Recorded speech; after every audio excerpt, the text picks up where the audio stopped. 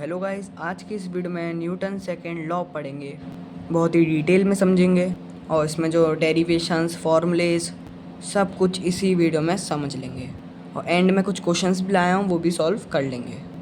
तो चलिए स्टार्ट करते हैं। तो डेफिनेशन से स्टार्ट करते हैं। The rate of change of momentum. Momentum से पिछली वीडियो में समझाता डिटेल में, अगर वो क्लियर नहीं होगा तो ये भी क्लियर नहीं होगा।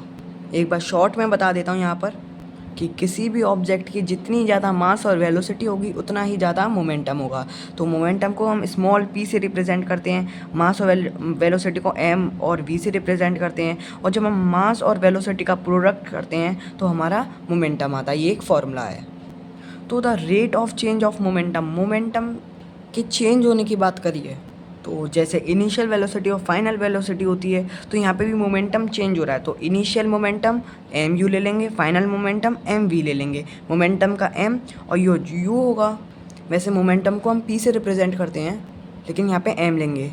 तो चेंज ऑफ मोमेंटम का फॉर्मूला है final momentum minus initial momentum.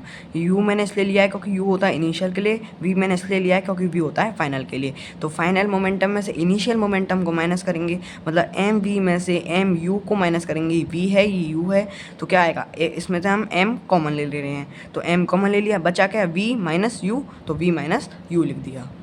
आगे बात करिए rate of change of momentum, कितने रेट से चेंज हो रहा है, तो टाइम लेना पड़ेगा डिवाइड में, यानी अपॉन में।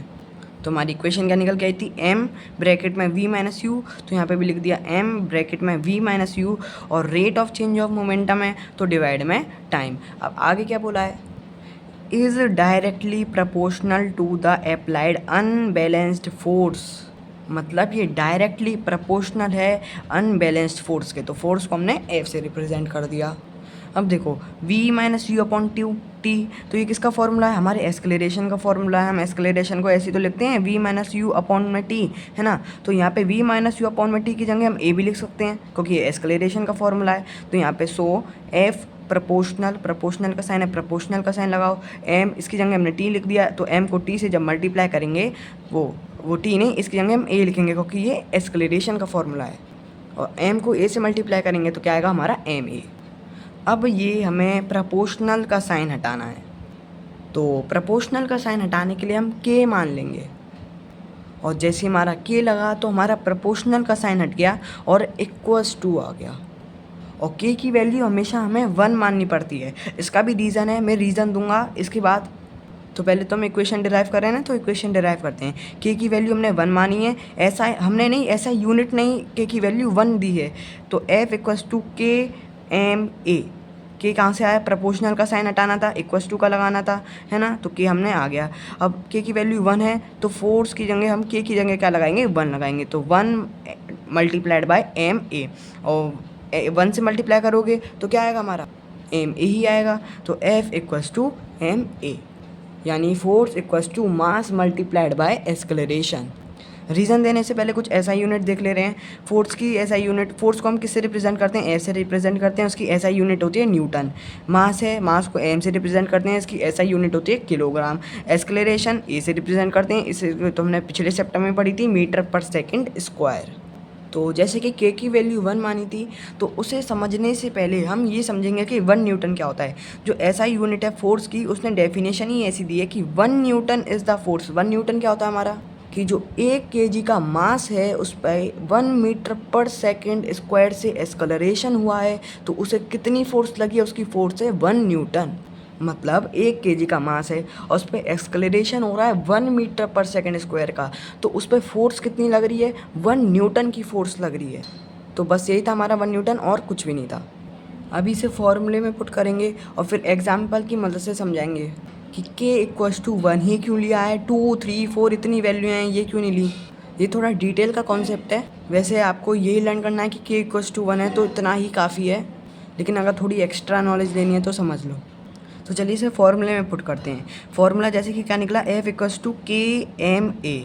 अगर हमने क्या लिया, 1 न्यूटन की फोर्स ली, तो फोर्स में 1 न्यूटन लगा देंगे तो 1, है ना। और के निकाल लिया हमें, के की वैल्यू क्या होगी, मास कितना लिया हमने 1 kg का मास लिया तो 1 लिख दो। एक्सेलरेशन कितने स्पीड से हो रहा है, 1 मीटर पर सेकेंड स्क्वायर की स्पीड से हो रहा है, तो यहाँ पे एक्सेलरेशन भी 1 लिया। ये मल्टीप्लाई डॉट लग रहा है, मल्टीप्लाई है ना। तो k को हम 1 मल्टीप्लाइड बाई 1 1 होगा, k मल्टीप्लाइड बाई 1 k ही होगा, और फोर्स क्या हमारी 1 है। तो यहाँ से हमारी k की वैल्यू क्या निकल के आई, 1 निकल के आई। तो ये प्रूव होता है कि SI सिस्टम में k इक्वल्स टू 1 ही होता है।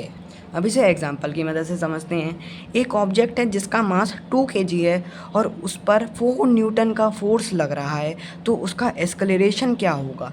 यूज़ फार्मूला को यूज़ करते हैं। फार्मूला हमने जैसे क्या डिराइव किया, F इक्वल्स टू ए में डिराइव किया। तो हमारा क्या है, फोर्स कितना था हमारा, 4 न्यूटन था, है ना, 4 न्यूटन। और M क्या है हमारा, M मास कितना है, 2 kg है, तो 2। एक्सेलरेशन निकालना है तो यहाँ पे 4 मास को इधर भेज देंगे, तो 4 डिवाइडेड बाई 2 एक्सेलरेशन आ गया 2 मीटर पर सेकेंड स्क्वायर। अब जैसे कि मैंने k की वैल्यू 1 पुट किया था, तो अगर यहाँ पे हम 1 पुट करेंगे, k की वैल्यू 1 मल्टीप्लाई करेंगे, तो फिर हमारा कोई वैल्यू में चेंज होगा। अब 2 मल्टीप्लाइड ही करेंगे 2 आएगा, और 1 के मल्टीप्लाई करेंगे 1 2 ही आएगा हमारा, है ना। तो इससे 1 से कोई वैल्यू चेंज नहीं हुई। अगर हमारा जो ऐसा यूनिट होता k होता, k की वैल्यू 2 3 होती तो इसकी चेंज हो जाती, क्योंकि 2 2 जा 4 हो जाता, तो 4 से 4 डिवाइड आ जाता, तो 1 मीटर पर सेकेंड स्क्वायर का एक्सेलरेशन हो जाता। तो इस वजह से थोड़ा दिमाग लगाया है इसमें। आई होप आपको ये कॉन्सेप्ट समझ में आया होगा, थोड़ा नया भी लगा होगा। वैसे आप डायरेक्ट याद करना चाहते हो क्योंकि वैल्यू 1 है, तो क्लास 9th में उतना ही है, कर सकते हो। तो इस कॉन्सेप्ट को और मजबूत करने के लिए क्वेश्चन करते हैं कि एक फोर्स है 10 न्यूटन की अप्लाई हुई है एक बॉडी पर जिसका मास है 2 kg, तो एक्सेलरेशन कितना होगा। तो फोर्स इक्वल्स टू m है, जैसे कि अभी हमने ड्राइव की थी। तो एक्सेलरेशन क्या है, देखो एक्सेलरेशन अब हमें क्या निकालना है, एक्सेलरेशन ही तो निकालना है। तो फोर्स है, फोर्स था फोर्स ही रहेगा, और जो मास है मास को इधर ट्रांसफ़र कर देंगे। इधर देखो उसके साथ मास के साथ मल्टीप्लाई में, जब उधर ट्रांसफ़र होगा तो किस में हो जाएगी, डिवाइड में हो जाएगी। तो a equals to F divided by m, मतलब फोर्स डिवाइडेड बाय मास, है ना। तो फोर्स कितना था हमारा 10 न्यूटन था, मास कितना था 2 kg था, तो डिवाइड करेंगे तो 5 मीटर पर सेकेंड स्क्वायर का एक्सेलरेशन होगा। अब देखो, if the object is at rest, एक ऑब्जेक्ट रेस्ट पे है, वो स्टेशनरी है अभी, तो उसकी इनिशियल वेलोसिटी क्या होगी, 0 होगी, u इक्वल्स टू 0। अगर उस ऑब्जेक्ट पे अनबैलेंस्ड फोर्स अप्लाई हुआ, चलो एग्जांपल से समझ आता हूँ।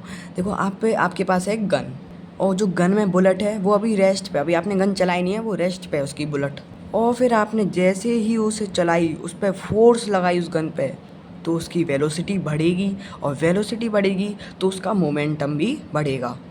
तो it will cause hence momentum will increase from 0, तो 0 मोमेंटम था वो बढ़ेगा, 0 से इंक्रीज होगा। ये हमने मोमेंटम भी में पढ़ा था ये वाला टॉपिक।